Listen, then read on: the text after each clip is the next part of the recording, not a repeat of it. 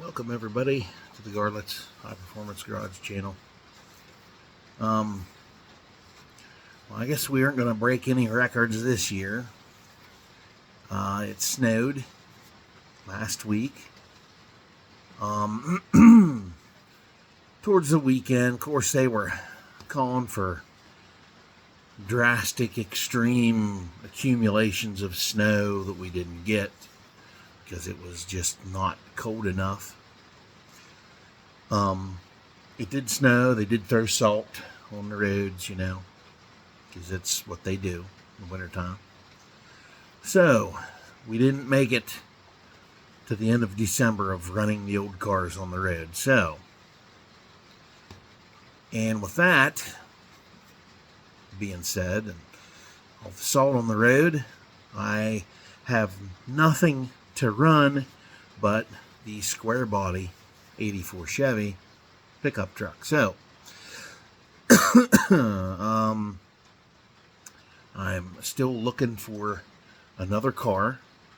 The LTD out here, I'm probably going to put a heater core in it and probably run it.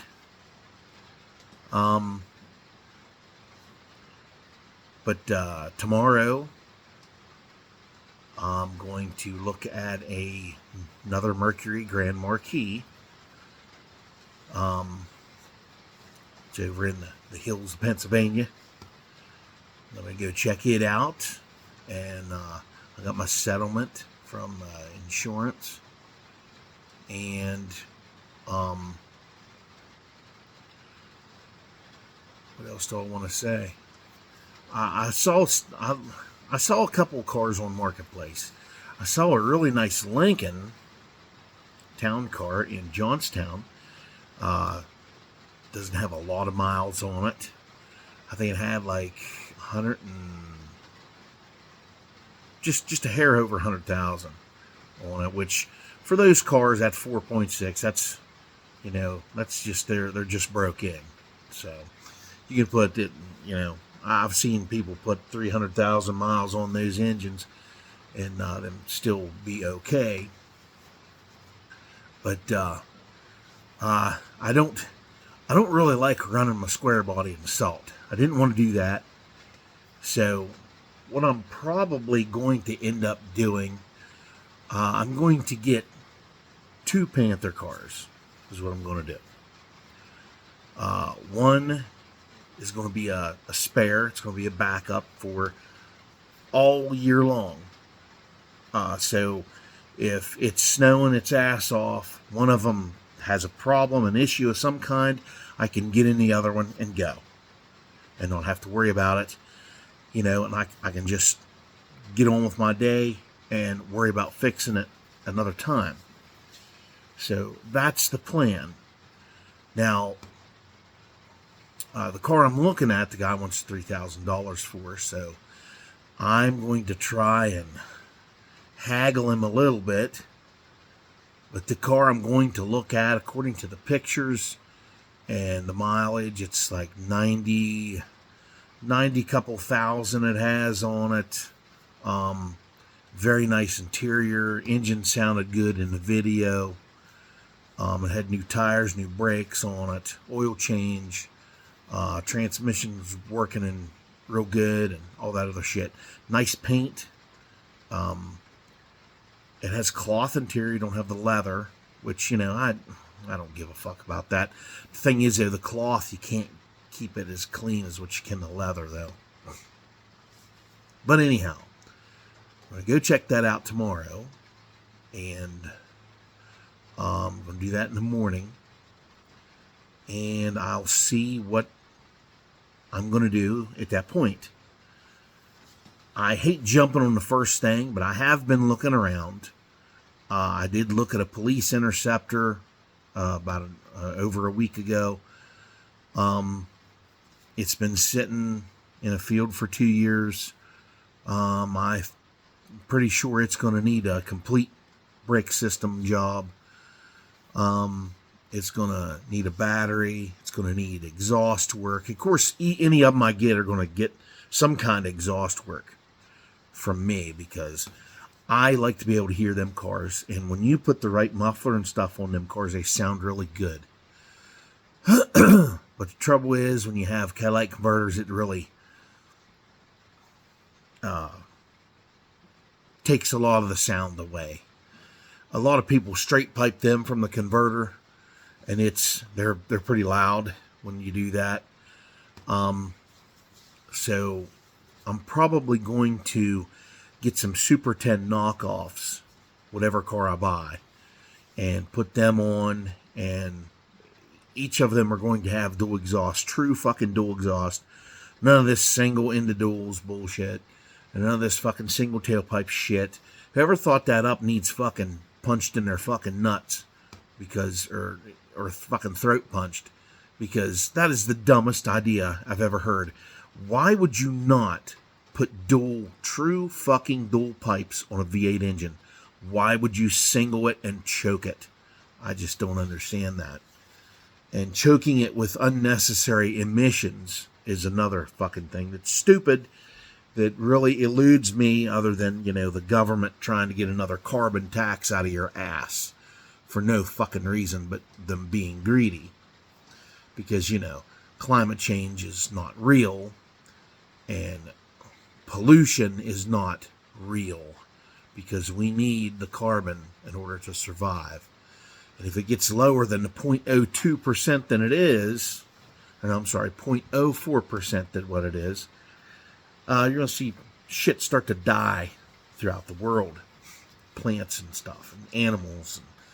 And then, we won't be able to grow shit. So, I don't know why they were, trying to kill everybody off like that. And they're just hurting themselves. They're not superhumans. They have to breathe oxygen as well to live. They're just fucking stupid assholes that like to control everybody beneath them, that don't have the money that they have. But their reign is coming to an end real soon. But anyway, back to the cars. There's a guy here close to me that has a Mercury Grand Marquis. It's a 2001. It was backed into by a box truck of some kind, I'm guessing. It pushed the quarter panel in a little bit there around the tail light, busted all the tail lights, busted that panel that goes on the trunk lid for the reverse lights, put dents in the trunk lid there, in a spot where you can't really, you'd have to have a dent puller to pull the dents out. But he's waiting for a settlement of some kind from this trucking company, because they backed into his car and fucked it up. He had it on Marketplace. Really pretty green, like an emerald green. Very nice car. Everything was rebuilt on the damn thing. And he was asking like $3,600 for it. And then now it's down to $1,700. And I really wanted to go look at it and drive it. Even though it's damaged, I was going to bring it home here.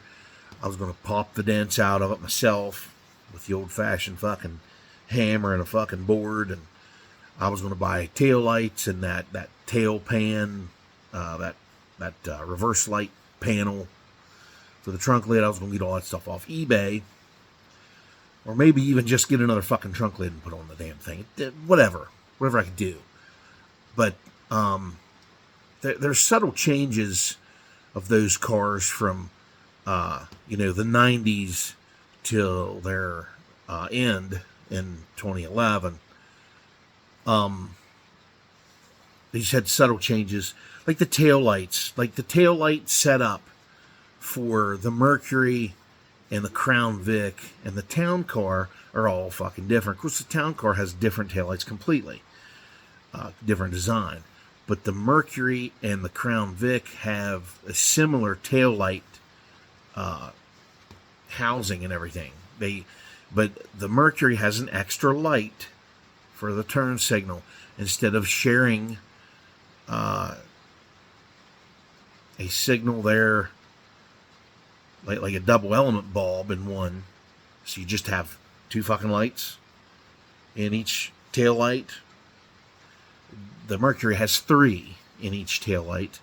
The Crown Vic only has two. And the Mercury down at the bottom has one down at the bottom that plugs in, and the Crown Vic does not. The harness is different,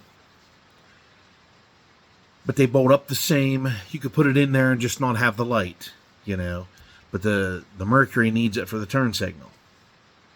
So you would have to put it in there or knock a hole in it or something. But, everything for the Crown Vic is cheaper than what it is for the Grand Marquis, because the Grand Marquis has more luxury options and features than what the Crown Vics did.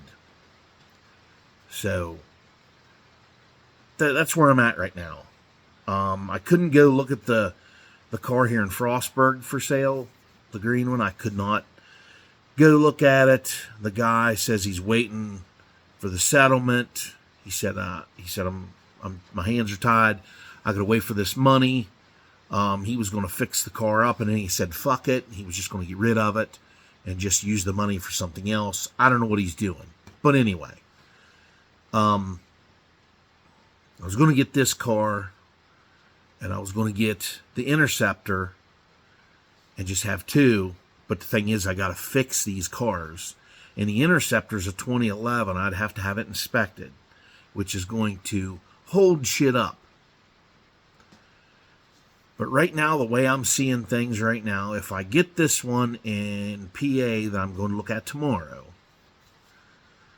I will have to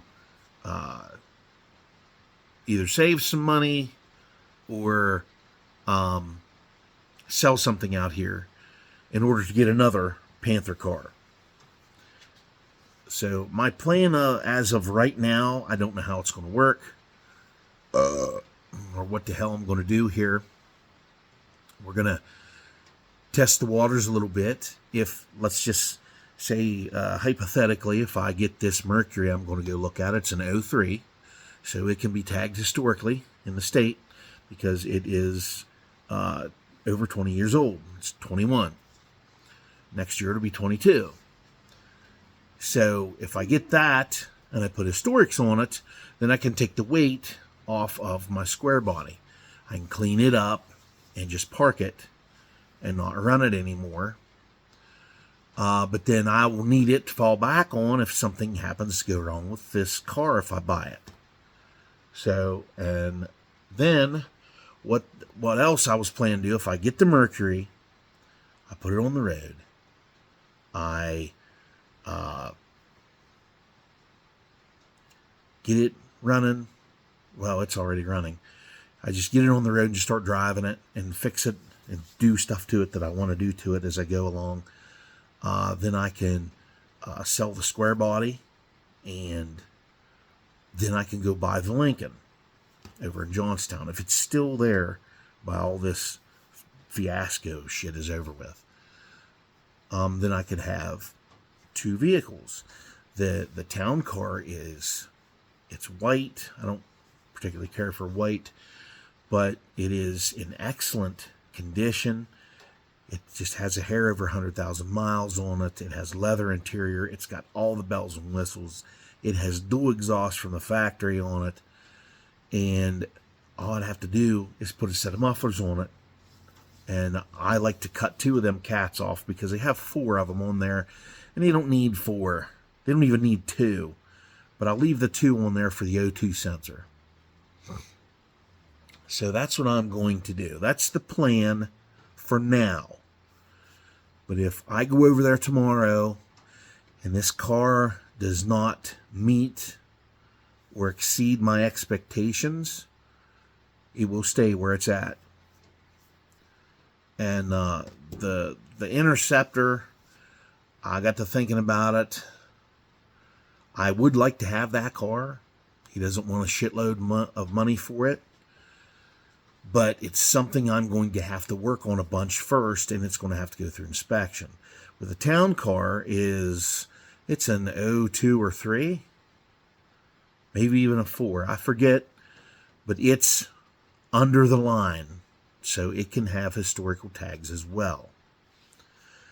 People say, oh, you can't drive those historical cars all year round. Yes, you can. You can drive them anytime you want. The only rules that are different for the historical tags on pickup trucks is that you cannot haul big loads in them, or you will have to get it inspected and pay fines. I've seen it happen. I used to, well, this guy is dead now, but there was a guy that ran around here that had a 77 square body 2-wheel drive. He bought very nice pickup. He put historical tags on it. He was enjoying it. And then one day, he lived in the woods, so he was getting old. So he went to the Amish sawmill over here in PA and got himself a big old jag of wood, loaded in the bed of that thing. He was going up the road here, headed home, and lo and behold, DOT cop seen him, and, well, he was speeding at first anyway, but the DOT cop pulled him over for speeding, then saw he had historical tags, and saw the truck sagging from all this wood in the bed. It was stacked clear up to past the cab. And so he proceeded to fine this guy's ass. They weighed the truck and everything, and it was way over regulation for having historical tags. If it would have had half-ton regular tags on it, it would have probably been okay. Because the wood wouldn't have been enough to exceed a half-ton tag rating in this state. Of course, that's where they get you. That's where they run one up your fucking ass. Because why not? Why not Maryland with your shitty governor and your fucking retarded laws that are fucking stupid, and you're fucking feeding money to fucking immigrants that just drug themselves across the fucking border? Fuck you, Governor of Maryland. Fuck you. I hate you. You're a dumb fuck. You dumb Democrat dick licker. But anyhow, that's why the state is fucking broke and ain't got no fucking money, because they chose the Joe Biden, Kamala Harris route in, welcoming immigrants and giving them a free fucking pass, where the rest of us have to work our fucking asses off to have anything. Well, the rest of them fucks get everything for free, which is fucking wrong, and that's going to end too, real soon. But anyway, if I can do this and pull this off, then I can have 2 automobiles that are going to last me a long time. Because I know that I can at least put 100,000 miles on each of those cars if I get them. Now, the thing is with the LTD out here, I figured people would be chopping it to bit to get that thing because they're all derby car crazy. Derby, derby, derby. There's some other shit, I guess, that came back into play with the derby stuff. I guess there's going to be a lot more derby shit going on this summer, I guess. I don't know. But I tried to pawn that thing off on several people and nobody wants it. It was 3 people that I tried to get rid of it to. The guy with the Interceptor, he said he didn't want it. I was going to trade him that and $1,000 for the Interceptor over there. But he said no. He says, this car, your 83 LTD will not hold up as good as the 2011 car will in the Derby. He says they have a flaw in the frame someplace or something like that. I don't remember exactly what he said, but he said it's not as good. Okay, I get it. That's fine. I'm not going to sit here and bitch and moan and complain about it. You can't make somebody take the fucking car if they don't want it. 2 mechanics at work. One guy said he didn't want it. He wanted the other one that I had, the Mercury. He wanted it. But it's gone. The insurance company took it. It's no longer here. I have a couple bits of memorabilia of it. I have the push bar off of it. I have the grill out of it. I should have took the damn battery out of it because it was only 2 years old. I didn't think about that. And the son of a bitch had a full tank of fucking gas. There was nothing I could do. I couldn't get it. Couldn't get it out. Because there's a thing down in the filler neck. You can't get a hose past it. Which is fucking dumb. But I guess that keeps thieves from stealing your gas, I guess. But they can just crawl under it and drill a hole in the fucking tank and just empty it out that way. But anyway. And there was another guy at work. I offered it to him. He only wanted to give me $600 for it. And it's like, no. I paid $1,000 for the damn thing. I was hoping to at least get $3,000 out of it, but nobody wants the fucking car. Nobody wants that fucking car. And in order for me to make it the way I want it, it's only about halfway the way I want it right now. I would have to do a little suspension work to it.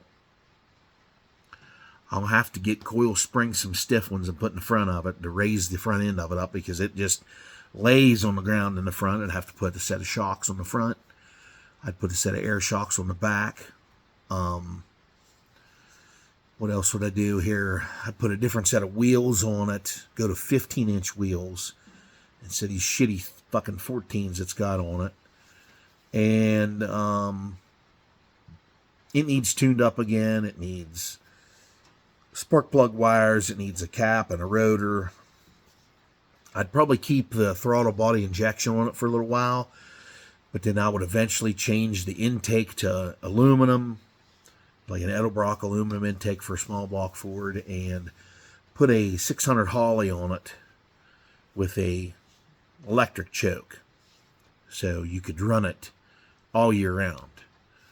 And just squirt a little paint on it here and there, and probably take that half vinyl top off, because that ain't gonna do nothing but rot a fucking hole in the roof anyway.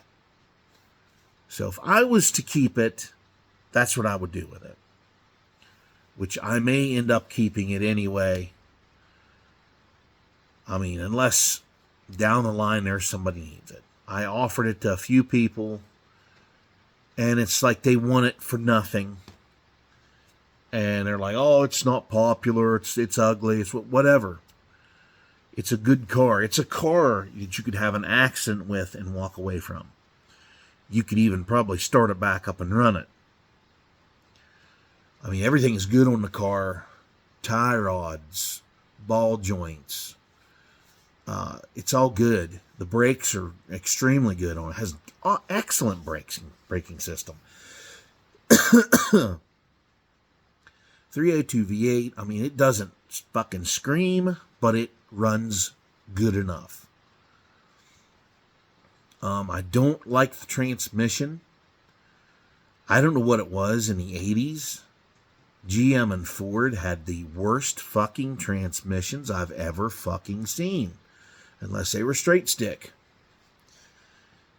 That transmission in that square body out there, that lock-up converter motherfucker. I've unhooked everything, the electronic on it, to try and turn it into a regular Turbo 350, and those efforts have failed big time. It has sticky valves in the fucking thing.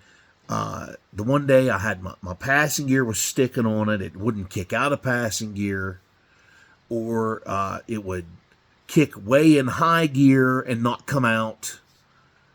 You would be leaving a red light in that ultra high fucking gear, and you would have to mash it to the floor, and then passing gear would kick in, and just fucking ridiculous. And what I found out is that it's got valves are sticky in it from it sitting around. Now I've been running it here the last 2 weeks to work, and a lot of that stuff is loosened up with an old friend of mine, Lucas, transmission fix. I poured that in there. That's like pouring molasses in fucking January down that fucking tube. But I got it in there. It's like a stop leak. It loosens up sticky valves, all this other shit it's supposed to do. It's supposed to, put a little bit more of a barrier on them clutch faces. And so far right now, the only problem I'm having with the transmission in that truck, other than the shitty lock-up converter horse shit, you're going through town, you sound like a straight stick, and you're in the highest gear, and you're trying to go 10 mile an hour, and it's just not working. But it kicks back down. It kicks in the gears it needs to kick into. The passing gear needs adjusted. It kicks in too much. I can't kick the secondaries in climbing a hill without it ramming into passing gear. And if you push her to the floor, That son of a bitch will dig fucking deep as it can in that fucking shift band and just fucking it just sounds like it's just gonna fucking explode. It's so high RPM. It digs down so fucking deep. And I kicked that thing in like 6 fucking times coming up over the fucking mountain on the interstate with it. And I don't know how fast I'm going because the speedometer ain't fucking working. I don't know if the cable's busted or it come off or what the fuck happened, but I have to get underneath of it and look at it sometime. But anyway, that's and it doesn't want to go in reverse. When you first start it up in the morning and you're out here warming it up, it'll go into drive. I make sure I back it in here in the driveway so I can pull it in drive and go in the morning. Because if not, I got to sit around here and wait for it to decide whether it's going to kick in reverse or not. Because for some reason that port is not picking up fluid as fast as the rest of them. And I was holding the brake and the gas, revving it up over until it would go bang right into fucking gear, and it just sounded like it was flying to pieces. I mean, it hit in so fucking hard. But if you let it warm up, it'll kick in reverse, no problem. You let it warm up real good, which, sometimes I wake up late in the morning, I don't have the time to fuck with it, and I have to wait for it to warm up. Then I'll put my foot on the brake and one on the gas and pull it in reverse and rev it up a couple times till it fucking goes in. I know that's rough on it. I'll probably wipe the fucking faces off the goddamn clutches for reverse.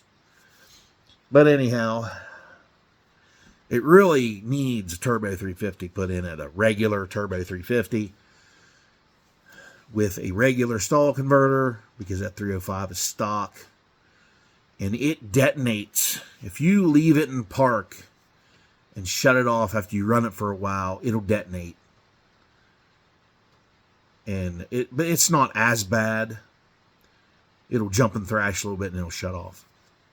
But anyway, the trick is to leave it in gear when you shut it down. If you leave it in gear, it won't do it. But I had a 6-cylinder in the last 2-wheel drive square body I had. It was in there for a little while till it got a burnt valve, and I put a 305 in it. But if you put it in park after running it for a while, I had the timing advanced pretty far, and the number 1 spark plug would melt in it. I would have to change that number 1 spark plug like once a month. So in 8 months' time, I'd run through a set of spark plugs. Anyway, I'd never had a truck detonate as bad as what that 6-cylinder did. You could put it in park, shut it off, get out of it, and walk at least 25 feet before it would stop detonating. And it would blow blue fucking fog back out of the carburetor and through the air cleaner, which the port was in the grill, was right behind the grill there. You'd see this blue fog roll out of the front of it. It would sit there and go, ba-ba, ba-ba, ba-ba, ba-ba, ba-ba, ba-ba, ba-ba, ba-ba, and it'd just do that over and over and over. And then it would go, whoa, and then it would shut off. And that time when it was doing that, it'd blow that blue fog out of it. People would fucking stare at that son of a bitch. My wife, she wanted to climb into my fucking pocket. She was so embarrassed. It was like, what do you want me to do about it? Like, I can't do anything about it. It just apparently didn't like the fucking gas I was giving it. So anyhow, to stop that, I would leave it in gear. It would still do it just a little bit in gear. That truck would, that engine in it. It would do it. But that truck there had one of them 200s. Had a 200 metric transmission, which has the same pan as a turbo 350. I thought it was a turbo 350. But apparently with the 6 cylinders, they put those 200s in there. And I hooked that 305 up to that 200, and it took everything that 305 threw at it. I even had the 305 beefed up a little bit. It was bored 30 and had a cam in it. And aluminum intake, headers, hotter ignition. But I couldn't hook the passing gear up because the cable wasn't long enough. And I didn't feel like putting a cable in it. So I said, fuck it. And I just ran it, and I would shift it down to low 2 every time I needed a passing gear. And it was so limited from the gears it had 308s in it. You just could only run it so high and fucking low too. And it's just, it would only go so fast uphill and that's it. This truck out here, however, I don't know what for RPMs it's running. I never put a tack in it. I probably won't. But when you kick it down in passing gear and you're coming up the hill, if you stomp that son of a bitch to the floor and just hold it there, that thing will run up in RPMs to the point where the valves will start to float. Like it's got a rev limiter of its own. It'll only go up there in RPM so far. And that's because that cam is just not big enough to handle these RPMs. If I had a bigger camshaft in it, it would probably run better, obviously. But it will get up there and go after you get them up in, I don't know what RPM range I am. It sounds like about 5,500 is what it sounds like, or maybe even 6. But it's a screaming up there pretty good. Plus that truck, that 305, hasn't had an oil change in like 10 years. And it hasn't leaked a drop out anywhere, and it hasn't smoked. It doesn't smoke. It doesn't fucking leak. It's insane. And that 305 has taken everything I've thrown at it so far. I do believe I have a buyer for that truck. I was asking $6,500 for it just to see if I could get it. But I came down for this person. I gave him a price, and I was like, look, the guy, he's a young kid, he needs some transportation. I said, as soon as I get a car on the road, I will message you, and we will work something out. So he really likes the truck. He really wants it. And it pains me to run it in the salt, but I have no choice right now because the LTD has no heat. It needs a heater core put in it, and that is a pain in the dick by itself. I am going to have to put one in it. I'm going to buy one and put it in. Buy heater hoses, antifreeze, all that bullshit. Put it in there, and then I'll run that car. I'll run it too. It's got a posi rear. I put a little weight in that thing, and it'll go like a tank, just like a modern day Crown Victoria or Mercury would. But and I also hear that the town cars have posi track too. But I think it depends on what you ordered. I think you could order a Grand Marquis with posi rear end if you wanted to.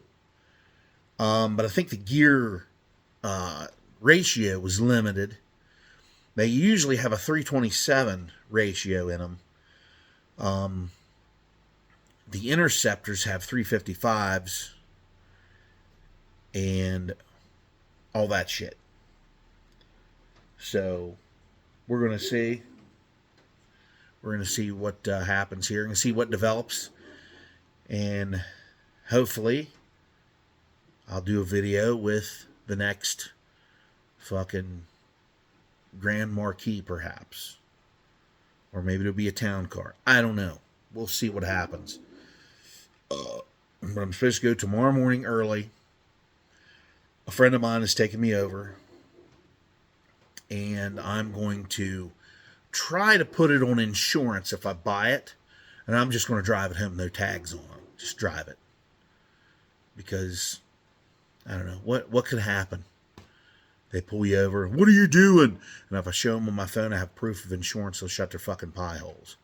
Say, hey, I'm just transporting a car home, man. I just bought this. I'm just trying to get it home. Say, well, and the motherfucker that was following me, you can ask him too, because he would say the same thing.